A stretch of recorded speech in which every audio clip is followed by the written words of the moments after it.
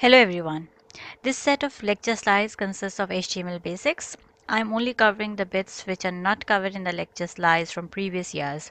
These slides are comprehensive and give you a start and also make you think how something is changed by looking at my slides.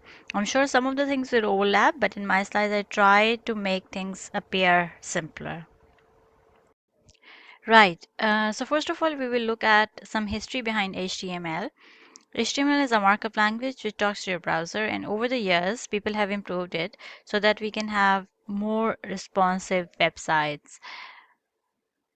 So as the year go by, people also try to make few standards so that all browsers are able to understand the language in a consistent form. After HTML 4.0 in 1997, there were more browser-specific elements and attributes. Then it was later reissued with some minor edits in 1998, and then again in 1999, 4.01 was released, and in 2000, XHTML was released. After like 15 years of XHTML, now W3C published HTML5 in November 2016. There are new things in HTML.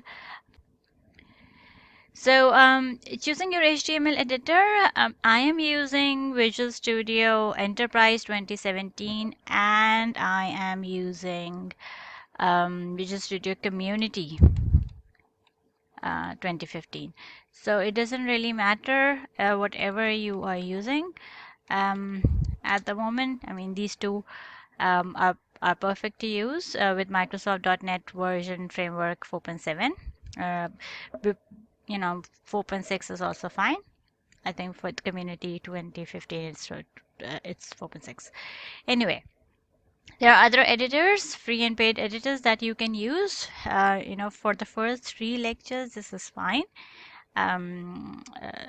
And as we move on to entity framework, then we definitely need Visual Studio. So if you whenever I am making some slides, I'll be using Visual Studio Community or .NET wherever I am, because Community is at my home and Enterprise is an office machine. Yeah. Right, so the basic building blocks of HTML are tags and attributes. Whatever your content is, you add it with HTML and then you add CSS. It makes up your website. Basic style, basic syntax is that we have tag name and attribute. Attribute has an is equal to afterwards with quotes, and within quotes you should have a value for that attribute. And then you can have any content, and there is an ending tag with a slash. Right, so this is simple building block. This is simple syntax of HTML.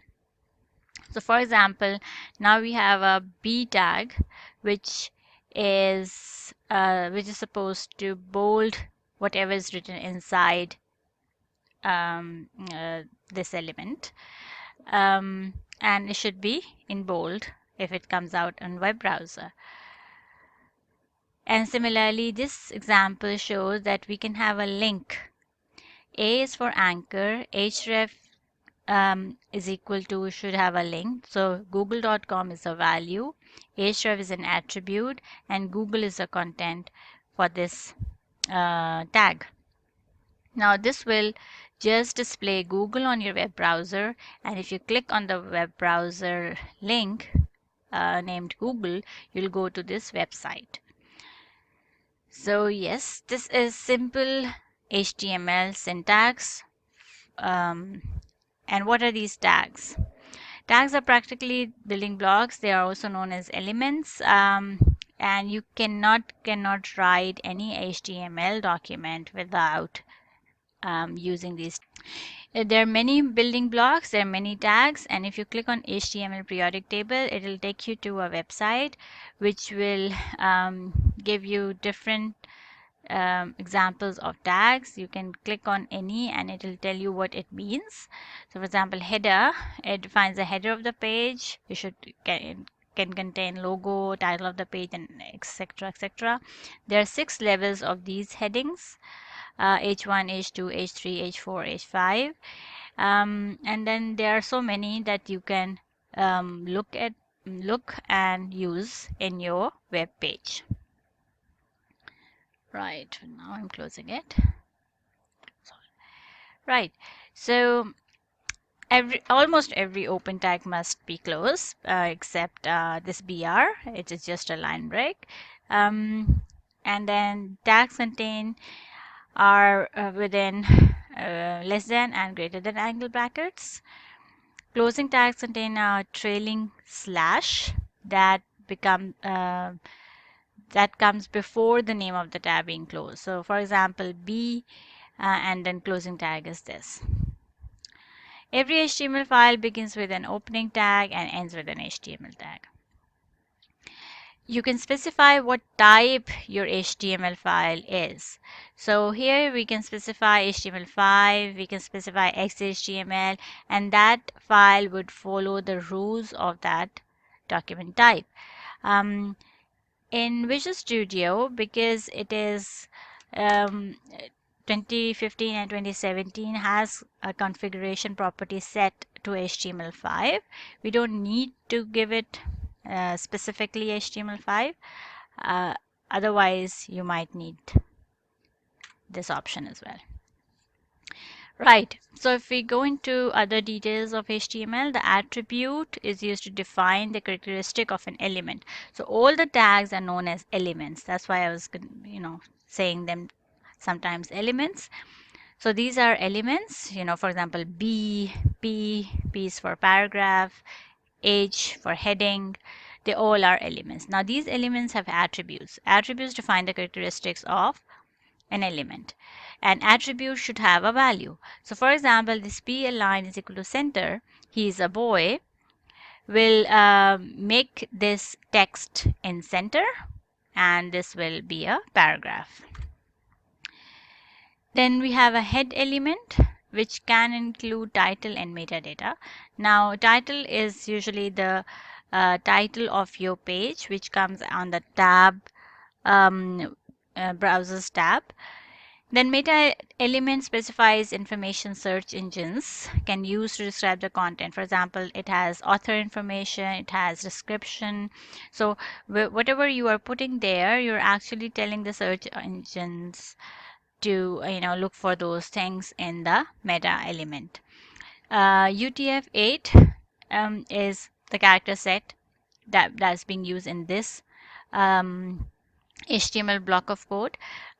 But for your lab assignment, I have asked you to use something else as a character set. Then head should have meta, there should be a title, and then it's closed. Then your body should have a closing tag, and then bulk of your content should be here. Yeah, so as I said earlier, for line breaks, you use BR. Because otherwise HTML ignores white spaces, and everything you write will come in one single line, and you must have seen that in your lab one. Now this tag does not need to be closed since it's not encapsulating anything. Then you have lists. For lists, you can have unordered list or ordered list. With unordered list, you will have, and each of these lists will have an element as LI, which denotes list item. So unordered lists are usually the lists with bulleted numbers, bulleted items, and with ordered list you'll have a numbered item. And if you run both of these, you will see that this will come as 1 item 1, 2 item 2, 3 item 2, and with these it will come as dot circle item 1, circle item 2, circle item 3, 3 bullets. Now this is what this is telling you is that we can have nested lists as well. So unordered list with list item 1, and then nested list, and then an unordered list and list item and item 2. Hyperlinking. Hyperlinking is about linking to a page other than your the one that you are working on. So you can have about page.html that you have made in your folder. You can refer to that page. Target is used as blank, where it specifies that link should be open in a new tab. Um, so sometimes you need that, and sometimes you just need self as a target, which specifies that the link should be open in the same tab. And yeah, this is a simple way to make a hyperlink. For images, we use image tag, which starts as img, and then we give the source of the image. So if this image file is in your folder, you just give the name, but if it's in some other folder, you give the whole path to that source. ALT denotes that if the browser is not able to find your file, it will just display this is my image. Or you can have a better expression on this line. Right, so you can have a style attribute as well, which can have width and height in pixels for that image.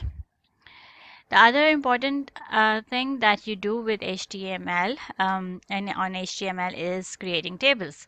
Now, creating tables has table tag with table row. Now, table row, for each table row, you'll define table header or table data. This is table header, so it's defining your table header 1, table header 2, table header 3.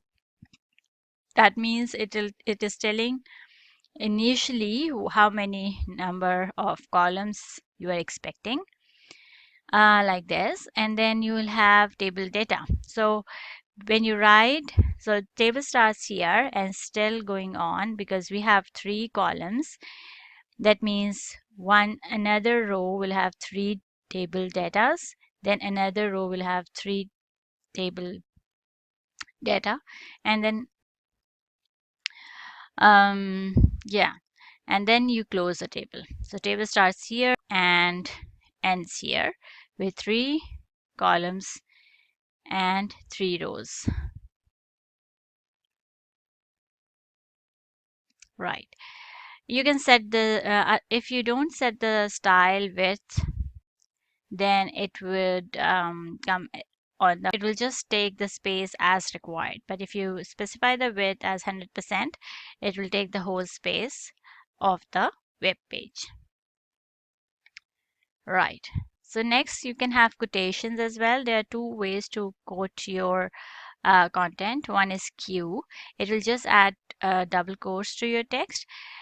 The other one, block quote, will indent it and will print it something like this. Indent it and make it a quote like this.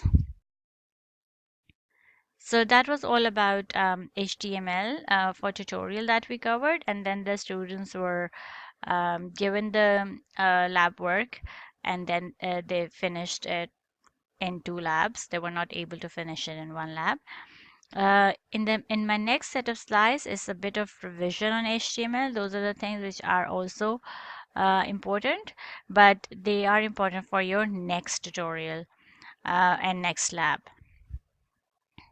because they are covering the CSS portion of our lectures.